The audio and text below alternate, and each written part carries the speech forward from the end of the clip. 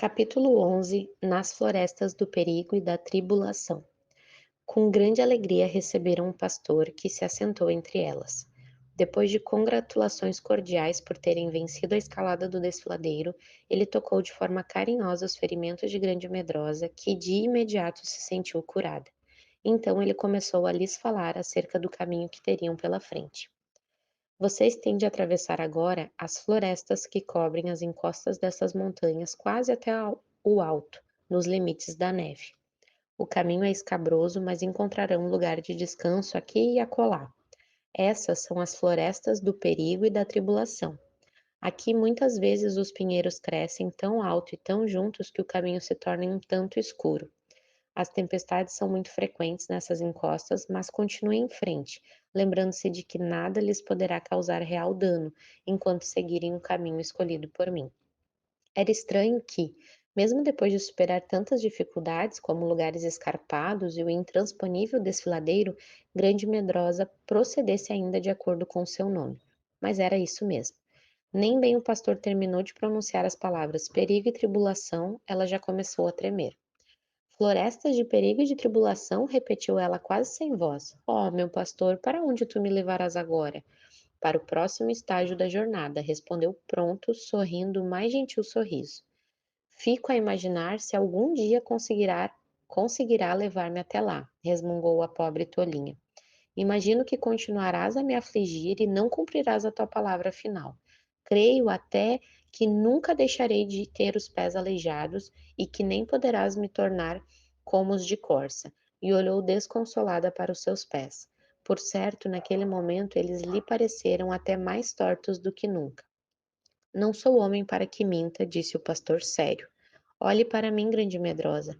Acha que eu te decepcionaria? Não tenho cumprido todas as minhas promessas? Ou tenho por acaso falado de coisas que não foram para o bem? Grande Medrosa estremeceu, em parte diante do tom de voz do pastor e em parte porque, sendo ainda por natureza Grande Medrosa, tentava imaginar o que seriam florestas de perigo e de tribulação. Esses pensamentos sempre tiveram um efeito desastroso sobre ela, mas respondeu penitente: Não, eu sei que não és homem para mentir.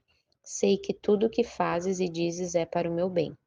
Então, disse o pastor de modo gentil de novo, vou guiá-la através do perigo e da tribulação, mas nada precisa temer, pois estarei com você. Ainda que eu a guie pelo vale da sombra da morte, não tema, pois meu cajado e minha vara te sustentarão. E acrescentou: Não te assustarás no terror noturno, nem da seta que voa de dia, nem da peste que se propaga nas trevas, nem da mortandade que assola ao meio-dia. Caiam 1000 ao teu lado e 10.000 à tua direita, tu não serás atingida. Salmos 91, do 5 ao 7. Era indescritível a ternura de sua voz ao dizer essas palavras. Naquele momento, Grande Medrosa ajoelhou-se aos pés do pastor e erigiu outro altar, dizendo: Sim, ainda que eu ande pelo vale da sombra da morte, não temerei mal nenhum, porque tu estás comigo. Disse isso, porém, sentindo suas mãos destilar suor frio e seu corpo tremer até os dentes de tanto medo. Contudo, ela olhou firme para o rosto do pastor e acrescentou: Porque tu não és homem para que mintas, nem filho do homem para que te arrependas. Tudo que disseste não fizeste, e tudo que tens falado não tem sido para o meu bem? O pastor sorriu de novo, agora de forma mais confortadora que nunca, e colocou as mãos sobre a cabeça dela, dizendo: Seja forte, sim, seja forte, não se atemorize. E continuou: Não tente imaginar por si mesmo o que virá depois. Creia-me, quando passar pelos lugares que antes lhe causavam medo, verá que são muito diferentes do que havia imaginado, como aconteceu com o temível desfiladeiro. Advertiu de que vejo seus Advirto-a de que vejo seus inimigos escondidos entre as árvores, e se permitir que covardia comece a pintar um quadro de tela na sua imaginação, você terá medo, tremor e agonia, onde na realidade não existe medo. Dizendo isso, apanhou uma pedra do lugar onde ela se ajoelhara, deu-lhe com a recomendação de conservá-la junto às outras e partiu. Grande Medrosa e as companheiras tornaram a trilha que as guiaria através das florestas. Tão logo alcançaram as primeiras árvores, viram Alto Piedade espiando-as por detrás de um tronco. Ele sempre tagarelava rápido antes de retornar ao esconderijo. Digo-lhe, grande medrosa, é realmente lamentável o que ele lhe fez.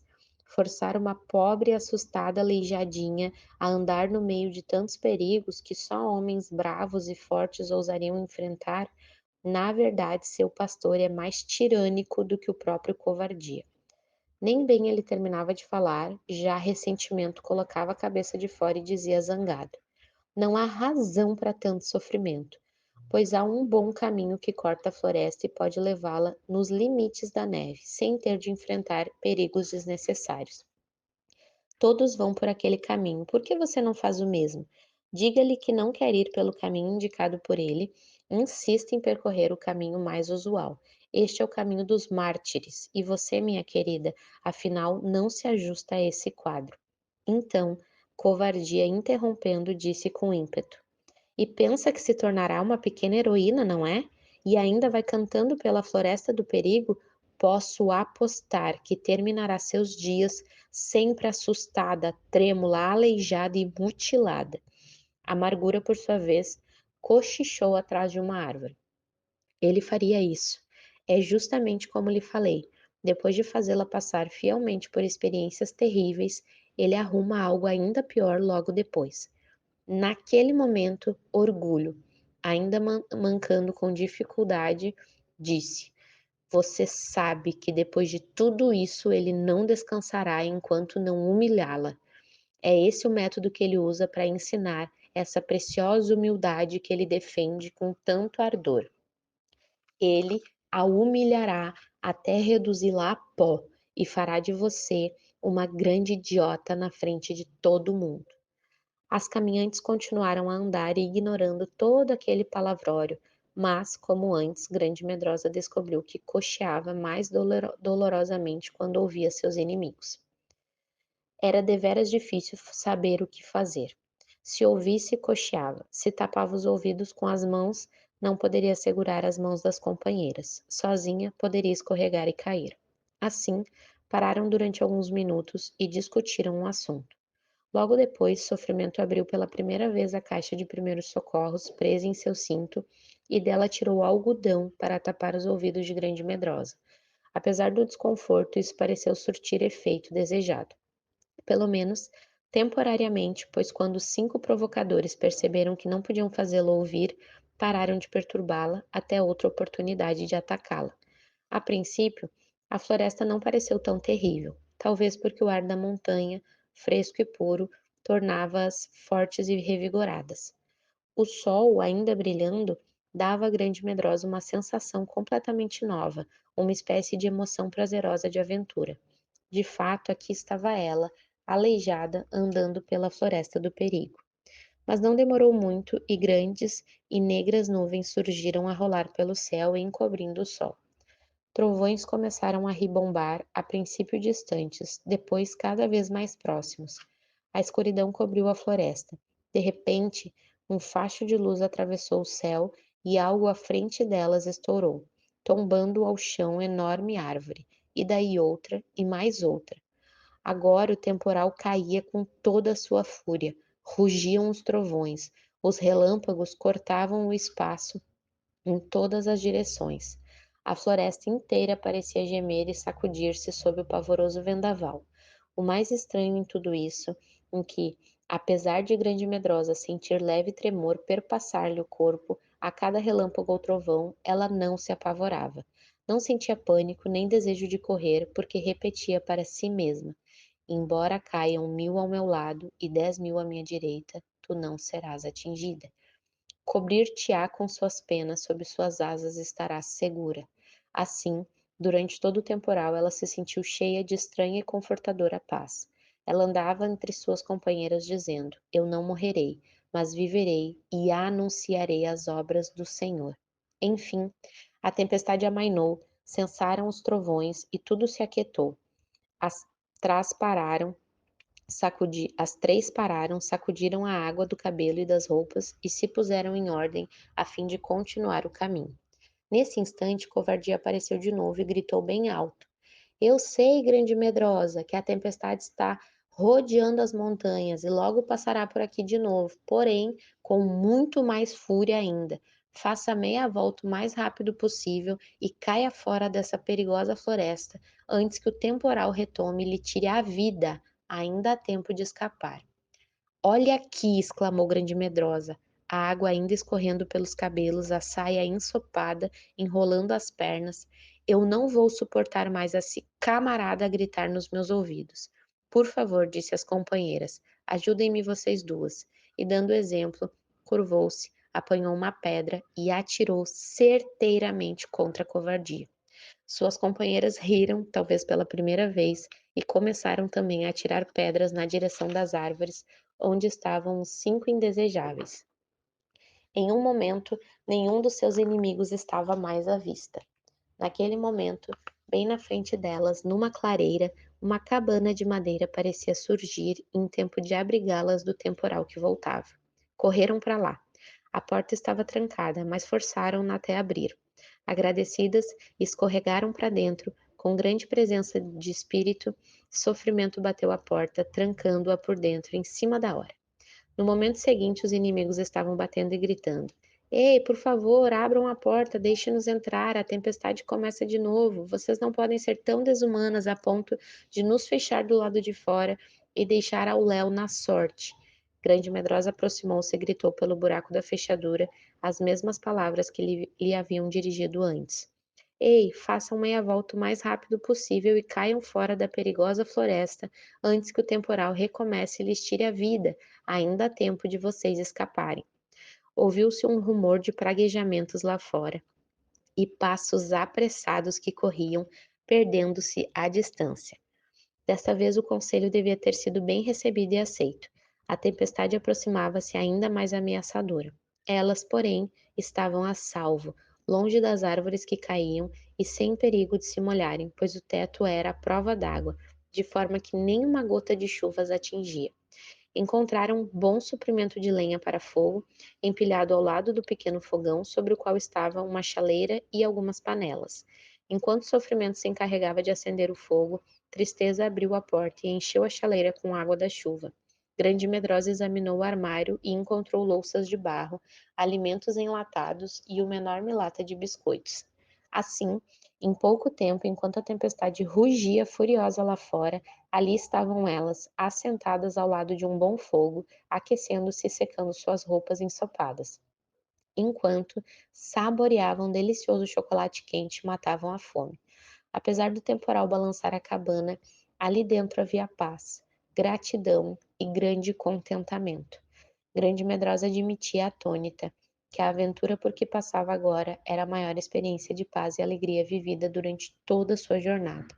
Ao se deitarem sobre os cobertores que encontraram empilhados em um canto da cabana, ela, muito suavemente, repetia consigo mesma: Ele cobriu-me com suas penas e sob suas asas posso descansar.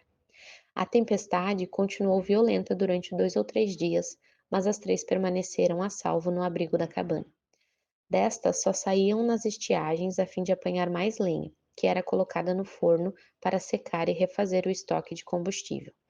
Parece que havia grande estoque de alimentos enlatados, de biscoitos, como se servos do pastor visitassem a cabana de quando em quando levando novos suprimentos.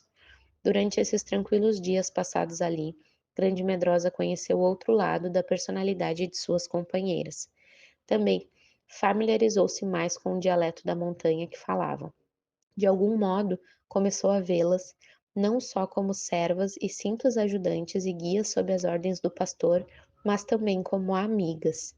Desta maneira, sentia-se mais aberta a todas as belezas e deleites do mundo ao seu redor.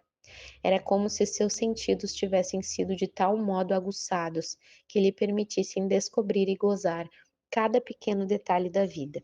Assim, embora as companheiras continuassem sendo tristeza e sofrimento, ela sentiu uma satisfação quase inexplicável em tudo à sua volta. Esse sentimento ocorria ao ver as chamas crepitantes do fogo, as árvores dobrando-se até o chão, os relâmpagos cortando o céu com seu facho luminoso e a estrela da alva surgindo por entre as nuvens, antes do amanhecer. Também sentia essa estranha alegria ao ouvir o som da chuva, o ribombar dos trovões e o jubiloso churiar de um pássaro quando a tempestade parava. Todas essas coisas ela sentia no dialeto da montanha, e por incrível que pareça, a linguagem de tão bela e emocionante lhe tocava o coração até as lágrimas. Ela mal podia aguentar. Certa manhã, quando a tempestade rugia e parecia abater a floresta com toda a sua fúria, Grande Medrosa percebeu Tristeza sentada ao lado do fogo, cantarolando como que para si mesma. As palavras, entretanto, eram pronunciadas no dialeto da montanha, o qual já conseguia entender. Vou tentar traduzir essa canção da melhor maneira possível, mas a original dá muito mais força e beleza aos sons e à música da floresta. Quão formosos são teus pés, linda filhas da princesa, que se movem a correr como água em correnteza. Nem gazela da montanha, nem a cerva ou o veado de alcançá-los é capaz, todos ficam para trás. Cantares 7:1. Ora, Tristeza, exclamou Grande Medrosa, eu não imaginava que você sabia cantar, e nem mesmo que conhecesse alguma canção. Nem eu mesma sabia, respondeu Tristeza tranquila. Mas durante a jornada pela floresta, as palavras e a melodia vieram tal como cantava agora. Disse Grande Medrosa: Gosto da melodia. Ela me faz pensar no futuro, quando terei pés de corça. Isso é muito reconfortante. A música é tão bonita e alegre que me dá vontade de saltar.